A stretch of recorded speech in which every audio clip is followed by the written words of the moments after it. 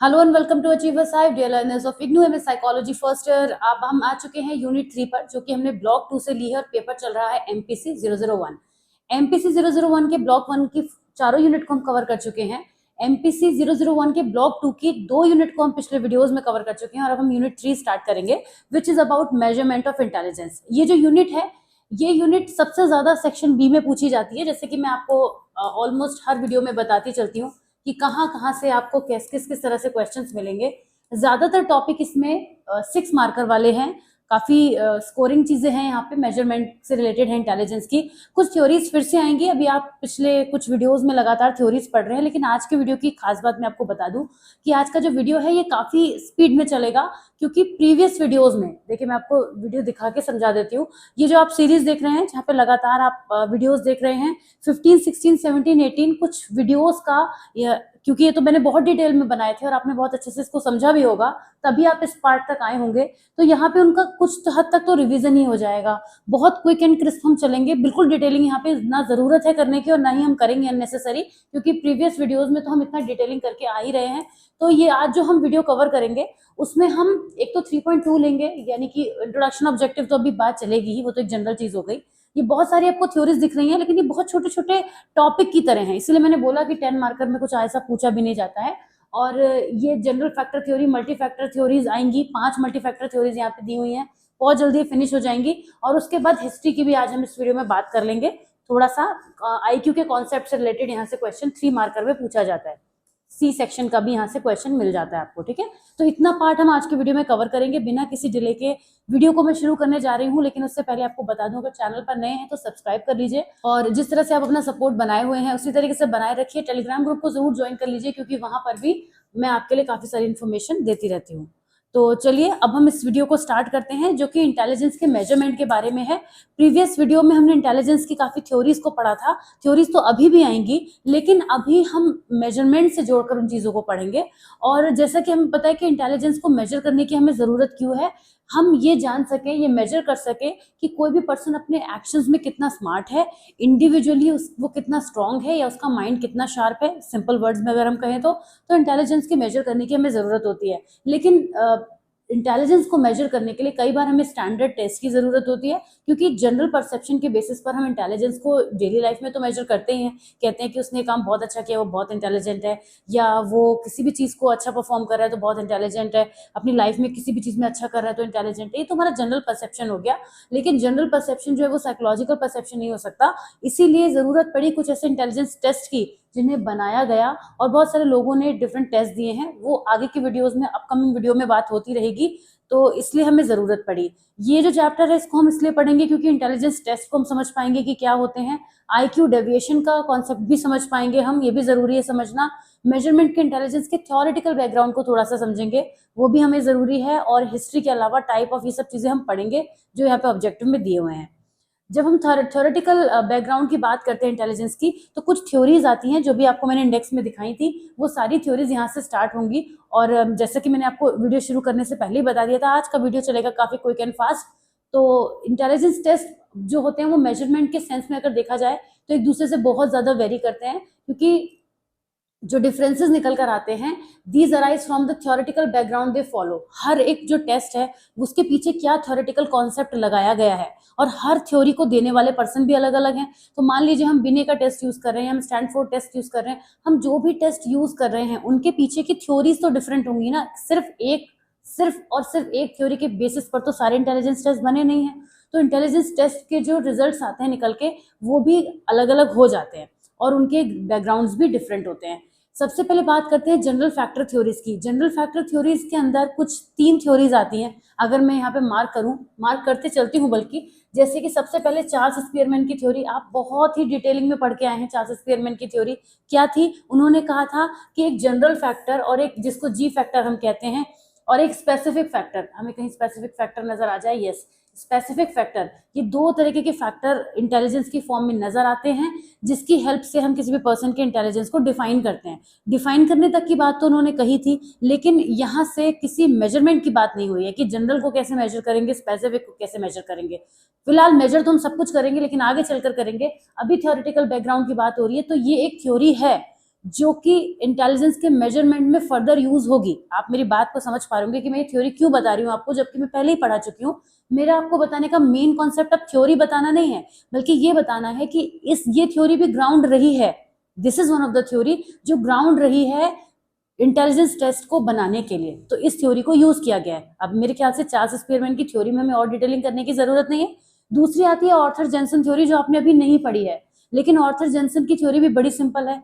ये कहते हैं कि जो जी फैक्टर होता है वो एक नंबर ऑफ टेस्ट के थ्रू मेजर किया जा सकता है। इनकी थ्योरी की अगर हम बात करें ऑर्थर जेनसन की, इन्होंने हायरार्की में सेट किया था इंटेलिजेंस को। इन्होंने कहा था कोई भी पर्सन के इंटेलिजेंस हम डिफरेंट लेवल्स में देखते हैं, और 2 लेवल्स में देखते हैं। सबसे पहले रोट लर्निंग होता है, और उसके बाद आता है कॉम्प्लेक्स लेवल की लर्निंग, जिसको हम एनालिटिकल इंटेलिजेंस भी कहते हैं।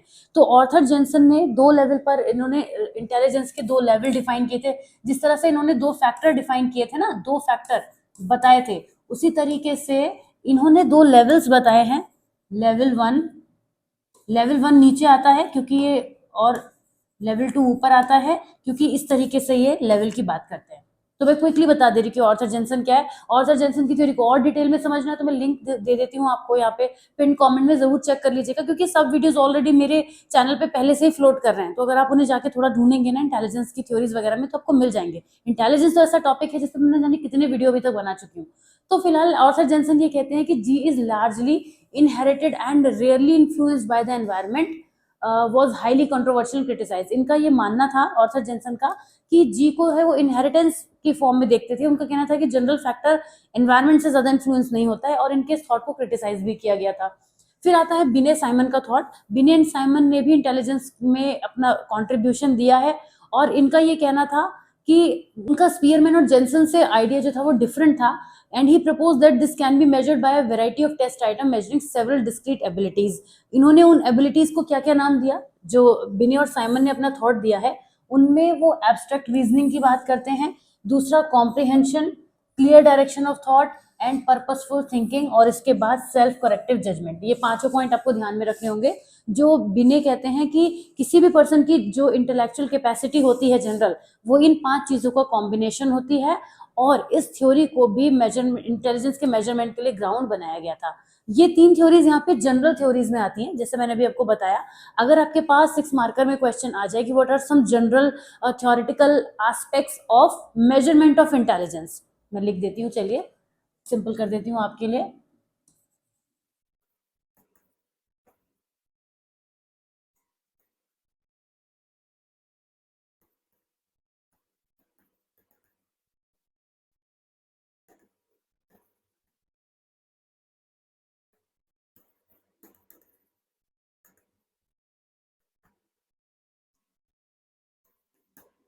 अगर ये एज अ क्वेश्चन आपके सामने आ जाता है, तो ये जो तीनों थ्योरीज आपने अभी यहाँ पर देखी हैं, वो आपको जनरल फैक्टर थ्योरीज के अंदर लिखनी होगी, ठीक है। और इससे बड़ा ये आंसर ना बन सकता है, ना इसे जबरदस्ती बनाने की कोई जरूरत है, और ना ही पूछा जाएगा।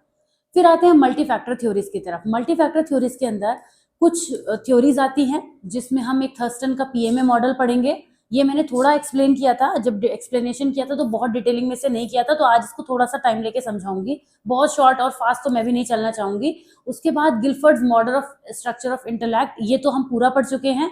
गार्डनर की थ्योरी आप पूरी पढ़ चुके हैं, पूरी पूरी डिटेलिंग है। स्टर्नबर्ग की ट्रैकिंग थ्योरी लास्ट वीडियो में आप देख के आए हैं, और वर्नन का हायरार्किकल मॉडल मैं आपको एक्सप्लेन करूंगी। तो अभी मैं आपको जो 2 मॉडल यहाँ पे एक्सप्लेन करूंगी, वर्नर्स हायरार्किकल थ्योरी अच्छे से समझाऊंगी, और सबसे पहली थ्योरी हमारी कौन सी थी, पीएमए मॉडल, ठीक है। थर्स्टन का primary mental abilities group factor theory, ये मैंने एक स्लाइड की हेल्प से आपको समझाया था। अगर आपको ध्यान हो तो मैं आपको क्विकली दिखा देती हूँ, जहां पे मैंने आपके सामने, जल्दी से मैं यहाँ पे एक्सप्लेन कर देती हूँ। फटाफट से मुझे खोलना पड़ेगा 12th के नोट्स को,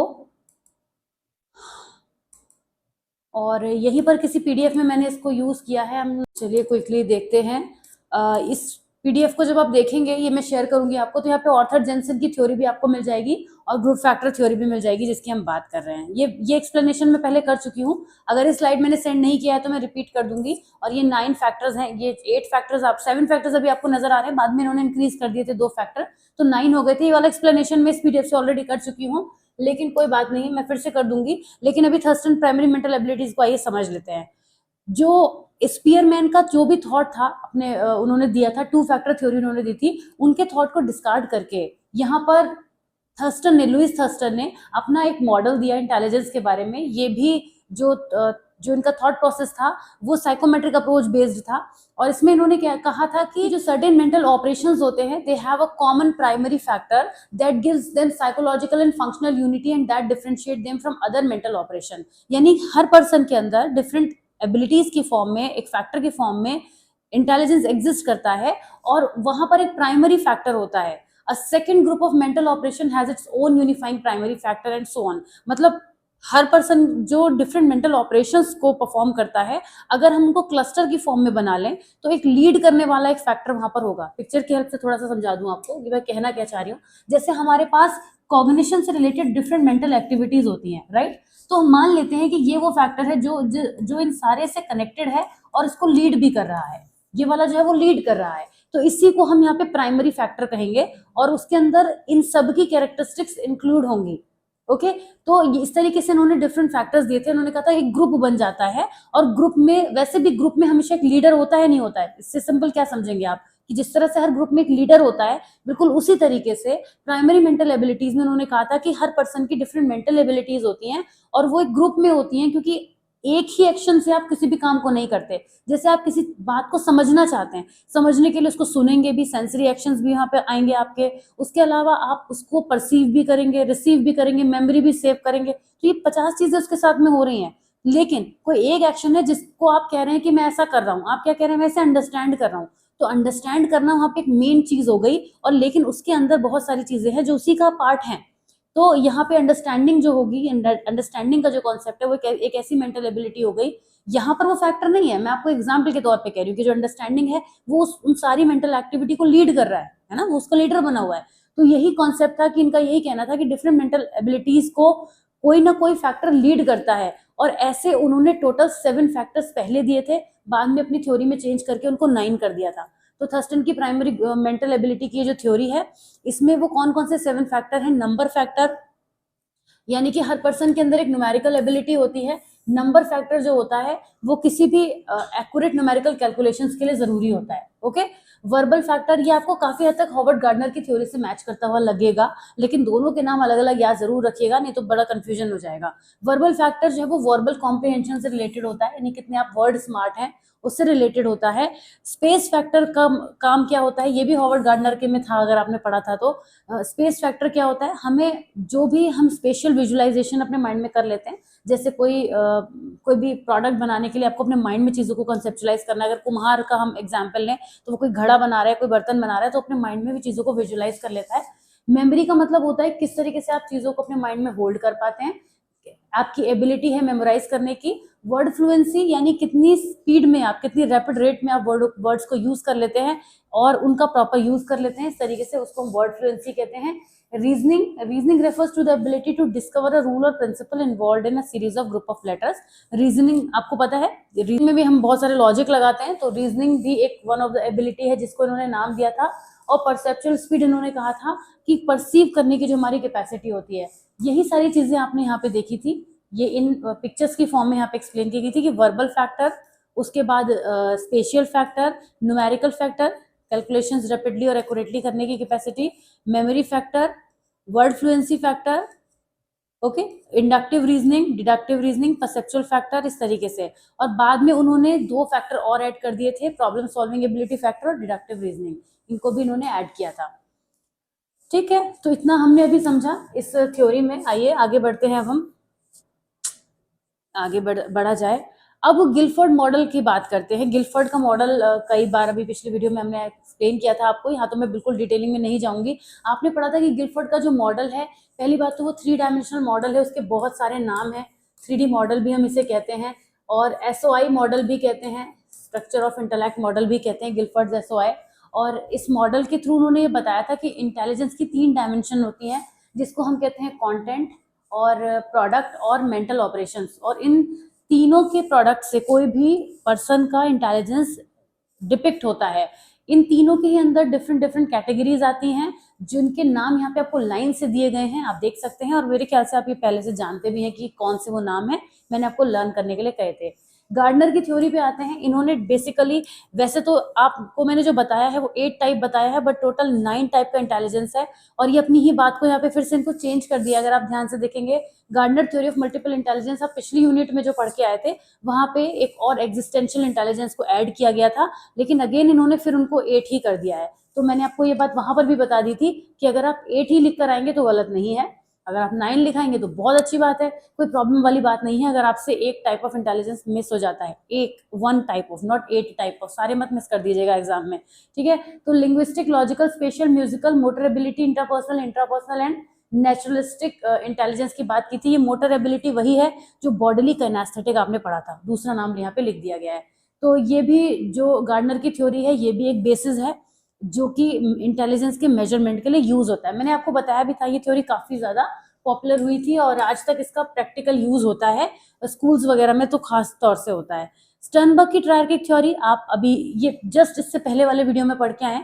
आइए मैं आपको एक चीज और दिखा दूं, ये मैंने सीरीज ओपन क्यों की हुई है। ये जो आपने 18th वीडियो देखा है, यानी आज का जो वीडियो है वो 19th वीडियो है, और ये 18th वीडियो आपने देखा है, ये ट्रायर्किक थ्योरी का था, ये गार्डनर थ्योरी का था उससे पहले वाला, ये गिलफोर्ड की थ्योरी का था, और यही 3 टॉपिक तो अभी आप लाइन से पढ़ रहे हैं। स्टर्नबर्ग, गार्डनर, गिलफोर्ड लाइन से पढ़ रहे हैं ना। ये वाला जो है, ये सिर्फ ठीक पहले वाले वीडियो में था, कुछ 3-4 दिन हो गए हैं उस वीडियो को पोस्ट किए हुए, तो लगा चलो डिटेल में समझा देती हूँ प्राइमरी मेंटल एबिलिटीज, तो वैसे तो आप जानते ही हैं, है ना। ट्रायर्किक थ्योरी वाला वीडियो ये है, इससे ठीक पहले आप देख कर आए हैं। तो ट्रायर्किक में भी मुझे लगता नहीं है कि मुझे कुछ और बताने की भी जरूरत है। रिवीजन के तौर पे मैं आपको बता देती हूँ, रिवीजन जरूर कराना चाहूंगी, कोई दिक्कत वाली बात नहीं है। ट्रायर्किक जो वर्ड होता है वो 3, ट्राय का मतलब 3 होता है।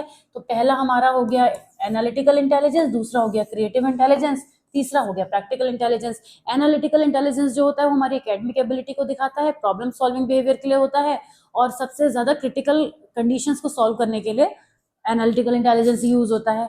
क्रिएटिव इंटेलिजेंस क्या होता है? क्रिएटिव इंटेलिजेंस तब होता है जब हम किसी भी चीज को अपने एक्सपीरियंसेस के बेस पर क्रिएटिव तरीके से कर पाते हैं, तो वो क्रिएटिव इंटेलिजेंस हो जाता है।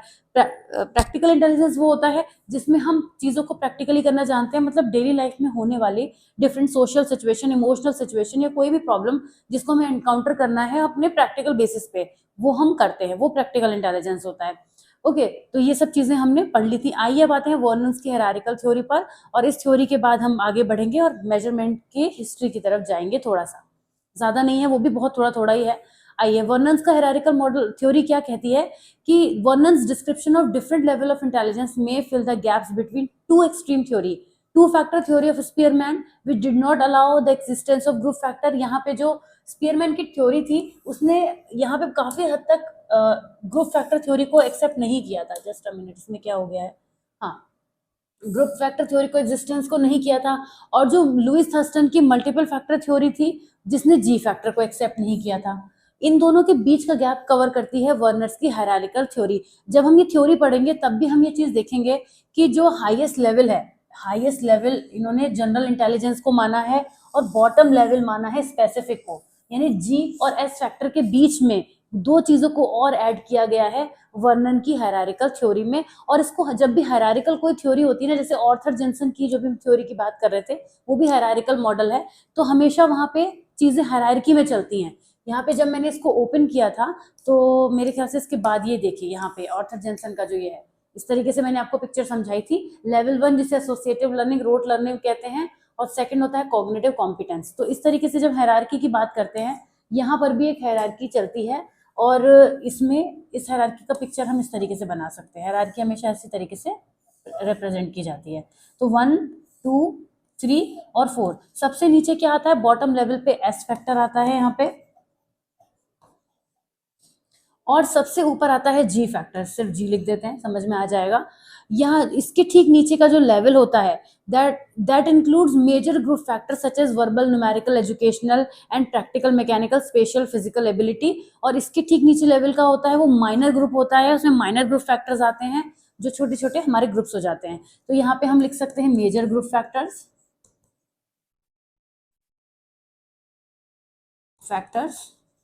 और यहाँ पे हमारे आ जाते हैं माइनर ग्रुप फैक्टर्स। इन जी और एस के बीच की स्टोरी है ये।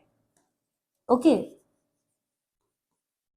ये सिंपल सा हो गया वर्नन का हायरार्किकल मॉडल। तो ये कहते क्या है इसमें कि general intelligence factor with the largest source of variance between individual, किसी भी पर्सन के अंदर, जो डिफरेंट लोगों के अंदर हम देखते हैं, तो जनरल इंटेलिजेंस सबसे हाईएस्ट होता है, ओके, और स्पेसिफिक इंटेलिजेंस जो है वो सबसे बॉटम लेवल पर आता है। इसलिए आता है क्योंकि स्पेसिफिक हो जाता है वो चीज। उसके बाद यहाँ पे मेजर ग्रुप फैक्टर्स आते हैं, जो कि वर्बल, न्यूमेरिकल, एजुकेशनल, ये सारी वो चीजें जो हमें सबसे ज्यादा किसी के लिए जरूरत होती है, लेकिन वो जनरल से कम होती हैं। जैसे कि हमें अपना कॉमन सेंस यूज करना है हर दूसरी बात में, कहीं भी जरूरत पड़ सकती है, हमें पता नहीं है, लेकिन हम अपनी पढ़ाई से रिलेटेड, एजुकेशनल से रिलेटेड उसका यूज इसके कंपैरिजन में कम करना है, ठीक है ना। उसके बाद माइनर ग्रुप फैक्टर में उससे थोड़ी नीचे की चीजें आ जाती हैं, जो कि मेजर से डिवाइड हो जाती हैं, मेजर से डिवाइड हो जाती हैं, उससे भी कम लेवल की चीजें। और स्पेसिफिक तो तभी हमें चाहिए जब हमें उसकी जरूरत है। जैसे कोई पर्सन बहुत अच्छा बोलता है, तो उस वक्त हर वक्त उसके बोलने से काम नहीं चलेगा। जहां उसके बोलने का काम है, जब वो वहां अच्छा परफॉर्म करेगा, तो वहां पर उसको हम रखेंगे बॉटम लेवल पर, मतलब सबसे स्पेसिफिक वो चीज हो गई। तो इसी वजह से इस तरीके से इसको हायरार्की में वर्णन के मॉडल को सेट किया गया है। इस थ्योरी, आप चाहे तो इस पिक्चर, इस तरीके से इस पिक्चर को बना के आ सकते हैं। वर्णन became increasingly involved in studying the contribution of environmental and genetic factors to intellectual development, और उन्होंने अपने एनालिसिस को कंटिन्यू रखा कि किस तरीके से जीन्स और एनवायरनमेंट दोनों का इंडिविजुअल और ग्रुप डिफरेंस आता है इंटेलिजेंस में। इंटेलिजेंस की फील्ड में उन्होंने देखा कि किसी इंडिविजुअल्स पर या ग्रुप्स पर जेनेटिक फैक्टर और एनवायरमेंटल फैक्टर किस तरह से इन्फ्लुएंस करते हैं, इस चीज की उन्होंने स्टडी की थी। And he concludes that individual difference in intelligence are approximately 60% attributable to genetic factor, और उसके अलावा इन्होंने इस तरीके से बात की थी, ठीक है। तो यहाँ पे हमारी मेजर थ्योरीज भी कवर हो गई हैं। अब हम नेक्स्ट टॉपिक की तरफ बढ़ते हैं, जिसमें हम बात करेंगे कि मेजरमेंट की हिस्ट्री क्या है इंटेलिजेंस की फील्ड में, और कुछ पॉपुलर नेम आते हैं। सबसे पहले आता है गैल्टन एंड कैटल का नाम, उसके बाद हम पढ़ेंगे अल्फ्रेड बिने का कंट्रीब्यूशन क्या है, और उसके बाद हम पढ़ेंगे आईक्यू का कॉन्सेप्ट क्या है, और वर्ल्ड वॉर और आर्मी पर्सनल सिलेक्शन क्या है, ये चीजें। तो एग्जामिनेशन में ये ऑल टुगेदर पूछा जा सकता है आपसे कि इंटेलिजेंस की मेजरमेंट की हिस्ट्री क्या है। वैसे इंटेलिजेंस की थ्योरी पर बेस्ड क्वेश्चन ज्यादा आते हैं, मगर इसका मतलब ये नहीं है कि ये नहीं आते हैं। तो आइए अब हम इस वाले पार्ट को कवर करते हैं कि जब at the time of early development of discipline, psychologists were much more interested in searching of generalized principles of human behavior and subsequently formulating universal theories. Measurement of intelligence differences received attention very late in the 19th century. हमेशा intelligence के concept पर theories बनती रही। इसका जो work शुरू हुआ वो बहुत लेट स्टार्ट हुआ 19th सेंचुरी में, और जो सबसे पहला इंस्टीट्यूशनल एफर्ट क्रिएट किया इंडिविजुअल डिफरेंस को मेजर करने में, वो किया गैल्टन एंड कैटल ने, जिसमें गैल्टन का पूरा नाम है sir Francis Galton, who administered simple test of visual discrimination determining highest audible pitch and kinesthetic discrimination. ये सब कुछ करने के लिए इन्होंने सिंपल बेसिक टेस्ट अप्लाई किए सबसे पहले फ्रांसिस गैल्टन ने। He thought that intelligence could be measured by the test of sensory discrimination.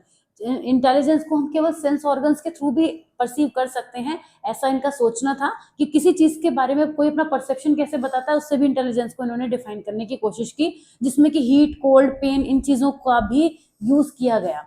Okay, जो मेंटल टेस्ट टर्म है was used first time in the psychological literature by the American psychologist James McKean.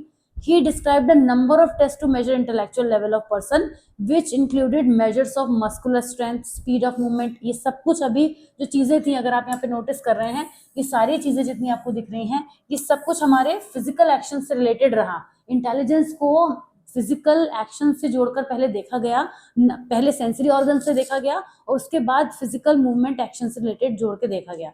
फिर आए Alfred बिने। Alfred Binet set out to develop a series of tasks designed to measure individual differences on the request of the French government due to the need of a reliable diagnostic system to identify children with mental retardation। इसकी बात मैंने पहले भी आपसे कही थी कि इन्होंने फ्रेंच गवर्नमेंट के लिए काफी सारा वर्क किया था, जब ये मेंटली रिटार्डेड बच्चों के सिस्टम को डायग्नोस करने की कोशिश कर रहे थे कि क्यों वो एक दूसरे से इतना डिफर कर रहे हैं, या कोई बच्चा जो मेंटली रिटार्डेड है वो क्यों है। The difference that he intended to delineate included a number of complex mental facilities, जैसे कि जिसमें कि इन चीज़ों पर उनका फोकस रहा कि memory, imagery, imagination, attention, comprehension, aesthetic sentiment, moral sentiment, muscular strength, motor ability and hand eye coordination. ये सारी चीज़ें उन्होंने अपने टेस्ट के थ्रू जानने की कोशिश करी। फिर उसके बाद थियोडोर साइमन भी इनके साथ आ गए, और इन्होंने बिने साइमन स्केल बनाया जो कि 1905 में पब्लिश हुआ था, और उसके बाद ही मेंटल एज के कॉन्सेप्ट को क्रिएट किया गया था। मेंटल एज का कॉन्सेप्ट यहीं से निकल कर आया था। 1905 में बिने साइमन स्केल बहुत तरीके से यूज हुआ, जो कि आज भी यूज होता है, and the task were also different from today's item. उस समय पे जो जब बनाया गया था, फिर इसमें काफी अमेंडमेंट्स हुए, चेंज हुए बिने साइमन स्केल में। बिने Simon scale was the complexity of the task, और जिसकी हेल्प से मेंटल एबिलिटी का मेजरमेंट किया जाता था। और बिने साइमन स्केल काफी ज्यादा एंटिक्वेटेड है with regard to today's intelligence scale standard. Many current day innovations were derived from this scale. इस स्केल का यूज बहुत ही ज्यादा आगे मेंटल कैलकुलेशंस करने में भी यूज हुआ है। आईक्यू का कॉन्सेप्ट भी इसी के बेसिस पर मेजरमेंट किया जाता था। फर्स्ट रिवीजन किया गया 1908 में। वैसे अगर आपसे पूछ लिया जाए कि बिने साइमन स्केल कब आया था, तो आपको पता होना चाहिए कि बिने साइमन स्केल का ओरिजिनेशन 1905 में हुआ था। ये आया था 1905 में। पहला रिवीजन इसका 1908 में हुआ था, और 1911 में इतना ही तक किया गया था। The scale was in its second revision 1911 के आसपास, और उसके बाद इसमें काफी रिविजन्स किए गए। Abilities targeted by the 1911 edition were language, auditory processing और visual processing, learning and memory, problem solving. फिर इसके बाद 1912 में भी इसमें अमेंडमेंट हुए, 1916 में भी हुए, और फाइनली स्टैनफोर्ड बिने इंटेलिजेंस स्केल बनाया गया। ओके, इसको हम थोड़ा हाईलाइट कर देते हैं। बिने साइमन स्केल बनाया गया। अब आगे बढ़ते हैं। स्टैनफोर्ड बिने टेस्ट जो है बाकी इंटेलिजेंस से कैसे अलग है? The first and seemingly most simplistic was that the 1916 version was the most comprehensive revision of Binet's original scale, और काफी इंपॉर्टेंट ये माना गया। और इसके काफी सारे एडवांटेजेस थे कि ये ना केवल एडमिनिस्ट्रेशन के सेंस से यूज होता था, बल्कि टीचिंग के पर्पज से भी ये काफी यूज होता था। अब आईक्यू के कॉन्सेप्ट पे आ जाते हैं। आईक्यू क्या होता है? इंटेलिजेंस क्वेश्चन होता है। यहाँ पे इसका फॉर्मूला भी आपको देखने को मिलेगा। आईक्यू के कॉन्सेप्ट पे आ जाते हैं। ये एक फॉर्मूला है सिंपल, और इस पर बेस्ड न्यूमेरिकल 3 मार्कर में आ गया तो आ गया, वरना इस पर बेस्ड कोई न्यूमेरिकल 6 या 10 मार्क्स में तो नहीं। आईक्यू क्या होता है? मेंटल एज और क्रोनोलॉजिकल एज का रेशियो होता है। मतलब मेंटल एज को अगर हम क्रोनोलॉजिकल एज से डिवाइड कर दें और होल वैल्यू को 100 से मल्टीप्लाई कर दें। 100 से इसलिए मल्टीप्लाई किया जाता है कि वैल्यू डेसिमल में ना रहे, क्योंकि इंटेलिजेंस क्वेश्चन को तभी इजीली हम निकाल सकते हैं। ये जो आइडिया दिया था आईक्यू का, वो विलियम स्टर्न ने 1912 में दिया था, और इसका फॉर्मूला भी तभी जनरेट किया गया था। स्टैनफोर्ड बिने स्केल की हेल्प से ये किया गया था। इसको भी आपको ध्यान में रखना है। यहाँ पे समझ लेते हैं मेंटल एज और क्रोनोलॉजिकल एज क्या होती है। बाकी तो फॉर्मूला है सिंपल। क्रोनोलॉजिकल एज तो वही होती है जो बायोलॉजिकल एज होती है। मतलब इस समय अगर आप 25 ईयर्स के हैं तो वो आपकी क्रोनोलॉजिकल एज है, सिंपल। मेंटल एज की अगर हम बात करें तो मेंटल एज को भी पहले आईक्यू के फॉर्मूले तक लाने के लिए पहले कैलकुलेट किया जाता है with the help of this scale, जिसकी हम क्लियर से बात कर रहे हैं। और मेंटल एज का कॉन्सेप्ट कुछ इस तरीके का है, बड़ा ही सिंपल है कि जैसे मान लीजिए अगर 10 साल का कोई बच्चा है और आप उसकी मेंटल एज जानना चाहते हैं, तो इसके लिए 10 साल के लेवल के बच्चे का जो टेस्ट है उस पर एडमिनिस्टर किया जाता है।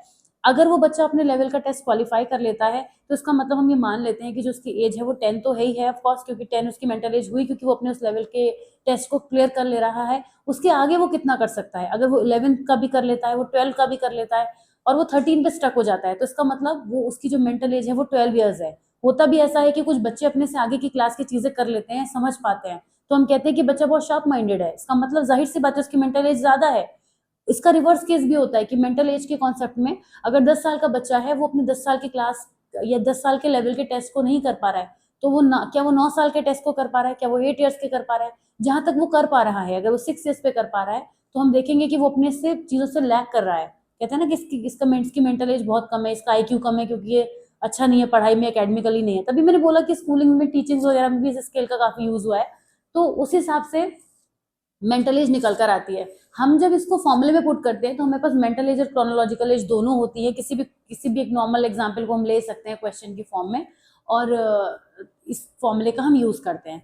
World war first and army personal selection में भी इसका यूज होता है, इस टेस्ट का। During world war first in 1907 a committee of American psychological association under leadership of Robert M Yerkes prescribed the use of intelligence test for rapid classification of army personnel, जिसमें army alpha, army beta test, दो तरीके के test है, उनको use किया गया था। और both the test were group test in which the first was a language test और दूसरा नॉन लैंग्वेज परफॉर्मेंस टेस्ट। अब ये परफॉर्मेंस टेस्ट, लैंग्वेज टेस्ट, ये सब क्या होते हैं? यही हम सब कुछ कवर करेंगे आगे के वीडियो में, जब हम नेक्स्ट वीडियो में आएंगे और बात करेंगे कि इंडिविजुअल ग्रुप टेस्ट क्या होते हैं, वर्बल नॉन वर्बल टेस्ट क्या होते हैं। ये वाला जो पार्ट है नेक्स्ट आपका नेक्स्ट वीडियो में जो आएगा सुपर डुपर इंपॉर्टेंट है। मान के चलिए एग्जाम में आता ही आता है, आप कोई भी क्वेश्चन पेपर उठा के देख लीजिएगा, आपको ये टॉपिक मिलेंगे, तो नेक्स्ट वीडियो को मिस मत कीजिएगा। और आज का जो आपका होमवर्क है वो यही है कि आपको आईक्यू को एक्सप्लेन करना है, साइमन बिनेट टेस्ट बताना है, ये सेल्फ असेसमेंट क्वेश्चन तो करने ही है। और इसके अलावा मैं थोड़ा सा आपको स्पेसिफिक होमवर्क दे चुकी हूँ, एक जगह पे मैंने क्वेश्चन लिखा था, एक जगह पे मैंने क्वेश्चन लिखा था, उसको जरूर प्रिपेयर कर लीजिएगा। मतलब आपको एक छोटा सा डिटेलिंग करके अपने पास बनाना है कि what are some general theories and what are some specific theories. तो स्पेसिफिक थ्योरीज में आप क्या करेंगे, हाईलाइट्स लिखेंगे, क्योंकि बहुत बड़ी बड़ी थ्योरीज हैं, तो इतना सारे कहानी आप लिख नहीं सकते, पॉसिबल ही नहीं है आंसर में लिखना 6 मार्कर में।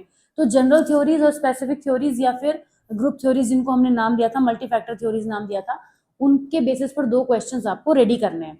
ओके, इतना काम आपको करना है। तो ये आज का वीडियो था, आई होप एक्सप्लेनेशन आपको समझ आया होगा। काफी कुछ तो हमारे प्रीवियस वीडियो से ही था, तो एक तरीके का रिवीजन जैसा मुझे भी ऐसा लग रहा था, मैं रिवीजन ही करा रही हूँ। और कैसा लगा वीडियो जरूर बताइएगा, कमेंट जरूर ड्रॉप कीजिएगा, कुछ ना कुछ लिख दिया करिए, तो अच्छा लगता है, I feel motivated because of that. तो मैं आपसे मिलूंगी नेक्स्ट वीडियो में, जहां पे मैंने आपको पहले ही बता दिया कि काफी इंपॉर्टेंट चीजें आ रही हैं, तो मिस मत कीजिएगा। So till then take very good care of yourself, bye bye.